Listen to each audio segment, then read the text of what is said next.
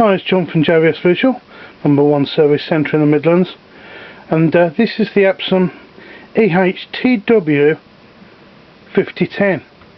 This was made for the American markets and somehow found its way through to Europe, and this one had a real nasty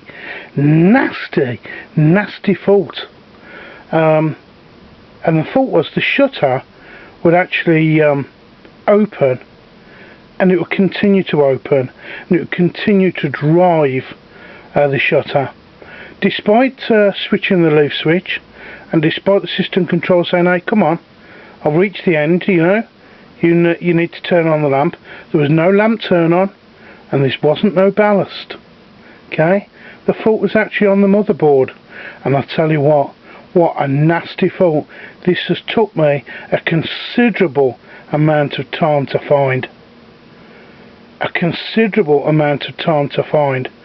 Epson are a complete waste of space.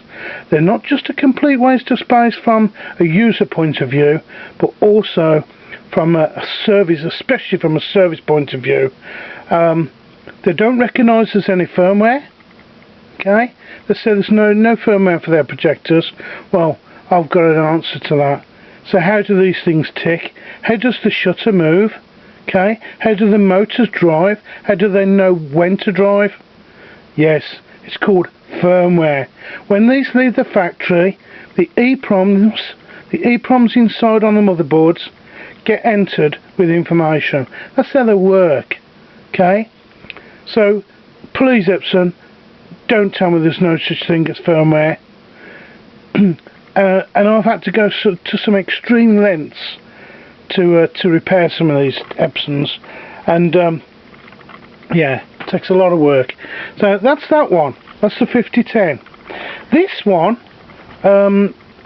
is the EH TW9000. Now I've just recently purchased this one.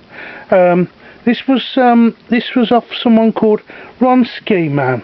Okay, so Ronski Man, I'll send you a link to this. This was your projector, remember it? Okay, the flashing function. Okay, and this one you'll see there was no lamp indicator, no shutters going over. Hear it functioning. Okay, we'll see the flap going in a minute. There we go, opened. Lamp lit, okay, and off we go, functions. Right, so there you go, that's that one. That's the 5010. Okay, and there's a picture of the 5010 upside down because it's normally coming off the ceiling. Okay, there's the image there. Right, so I'm going to take that off that one, and I'm going to put it into the 9000 just to show on schema it's all up and running. It'll come in a minute when it recognises HT. There we go. Alright, so you asked me to show you it up and running and working on schema, so there we go. JVS Visual, the #1 service centre in the Midlands. Okay, so there's another one, and I'm now going to be on my third Epson in about 20 minutes time. This one's got another fault.